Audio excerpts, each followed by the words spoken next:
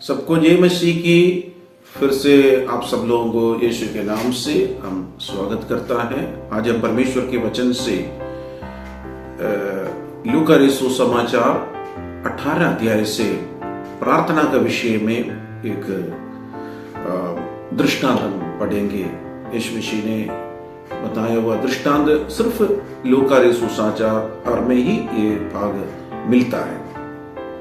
जब समस्या के बीच में दो प्रकार का लोगों को हम पाए जाते हैं। एक हियाब छोड़ने वाला एक ग्रुप, एकदम समस्या में फंसे जाते, उलझन में पड़े हुए लोगों को देख सकते हैं। दूसरी एक ग्रुप, जब समस्या आएगा उस समय सारी समस्या प्रार्थना के द्वारा परमेश्वर की उपस्थिति में पेश करने वाला लोगों को देखने मिलता है। आज इस विषय में यीशु मसीह दृष्टांत के रूप में लोगों को बताया, वो हम आज पढ़ेंगे। लूका रचित समाचार 18 अध्याय उसका पहला वचन हम पढ़ेंगे। फिर उसने उसके विषय में कि नित्य प्रार्थना करना और हियाब ना छोड़ना चाहिए, उनसे ये दृष्टांत कहा। दूसरा वचन में लिखा है, किसी नगर में एक न्यायी रहता था जो ना परमेश्वर से डरता और ना किसी मनुष्य की परवाह करता था। तीसरा वचन में, उसी नगर में एक विधवा भी रहती थी और जो उसके पास आकर कहा करती थी, मेरा न्याय चुकाकर मुझे मुद्दई से बचा। उस शहर में एक विधवा भी रहती थे और उस शहर में एक न्यायाधीश भी रहते थे।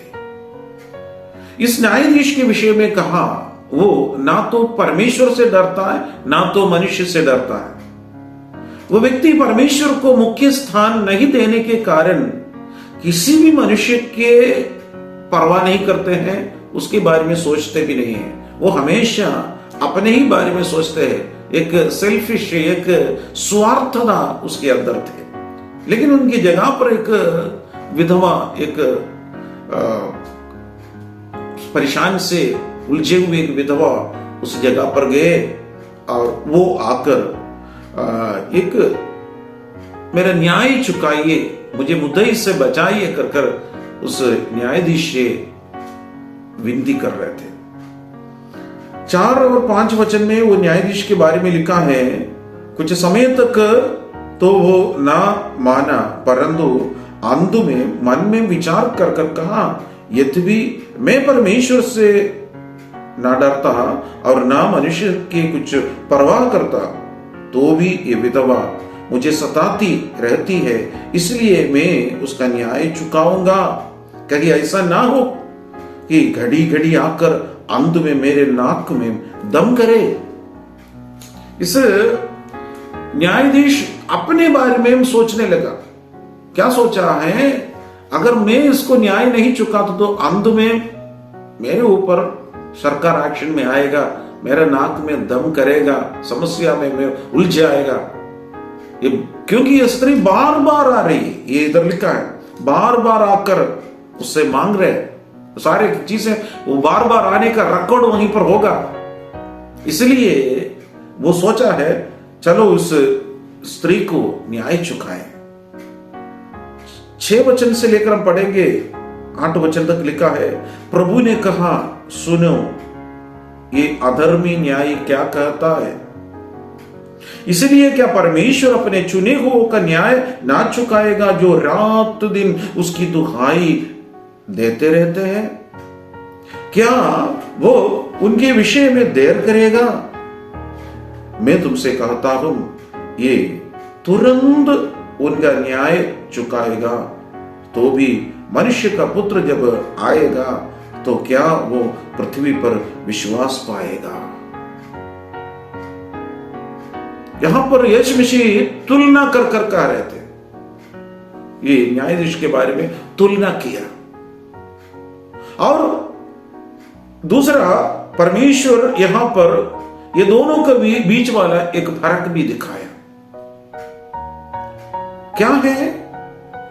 ये अन्याय करने वाला न्यायाधीश इस औरत बार बार जाने के बाद उसको न्याय चुका है तो या परमेश्वर अपने चुने हुओं का न्याय नहीं चुकाएगा? मेरा और आपका न्याय परमेश्वर क्यों नहीं चुकाएगा? आप परमेश्वर की उपस्थिति में आ जाते तो, प्रार्थना में परमेश्वर के लिए स्थान दिया जाता तो, परमेश्वर की उपस्थिति में आ जाते तो परमेश्वर आपको न्याय चुकाएगा। आपको परमेश्वर प्रार्थना का उत्तर देगा। जो अन्याय करने वाला ये न्यायाधीश, वो बार बार उनके पास उस विधवा जाने के बाद उसको न्याय चुकाने के लिए तैयार किया है। तो हमारा परमेश्वर धर्मीमय परमेश्वर हमारे लिए प्रार्थना सुनने के लिए 24 घंटे हमारे लिए कान लगाकर इंतजार में है। मेरा बेटा, मेरा बेटी मेरे पास प्रार्थना के लिए आएंगे कर इंतजार करते, तो क्या परमेश्वर उसके उत्तर नहीं देगा? जरूर उत्तर देगा मेरे प्यारों। ये परमेश्वर का काम ही है। जस्ट आप परमेश्वर की उपस्थिति में आइए, प्रभु के पास आकर, प्रभु मेरा ये समस्या यही है, मेरा तकलीफ यही है, प्रभु आप उसके लिए उत्तर दे दीजिए कर परमेश्वर की उपस्थिति में आप प्रार्थना कर देते तो सचमुच में परमेश्वर आपके प्रार्थना को जरूर उत्तर देंगे। चिंताएं, परेशानियां, तकलीफें सब यीशु के ऊपर डाल दीजिए। प्रार्थना के द्वारा आप यीशु के पास आइए। आज परमेश्वर आपके लिए, हो सकता है आप एक व्यक्ति बीमार से पड़े हुए एक व्यक्ति हो सकता है, आप समस्या में उलझे हुए एक व्यक्ति हो सकता है, आप अपने न्याय के लिए और लड़ रहे वाले एक व्यक्ति हो सकता है। आपका अवस्था, आपका परिस्थिति कैसे भी हो, लेकिन यीशु आपका उत्तर देगा। आइए मैं आपके लिए प्रार्थना करूंगा। सर्वशक्तिमान दयालु पिता परमेश्वर, हम आपको धन्यवाद देते हैं प्रभु जी। ये वचन सुनने वाला हर एक व्यक्तियों को प्रभु आपके हाथ में समर्पित कर देते हैं प्रभु जी। तेरे बच्चे लोग कितना परिस्थिति परेशानी का सामना करते हैं, उनके लिए हम प्रार्थना करते हैं परमेश्वर। तेरे बच्चों को संभालिए प्रभु जी। उद्धार करने वाला परमेश्वर आप है। समस्या से प्रभु जी आप दूर करिए। सारे बीमारी, रोग, बीमारी, परेशानी यीशु के नाम से दूर होने के लिए प्रार्थना करता हूं। कृपा मदद की इसलिए धन्यवाद, यीशु के नाम से, आमीन आमीन। God bless you and God B with you.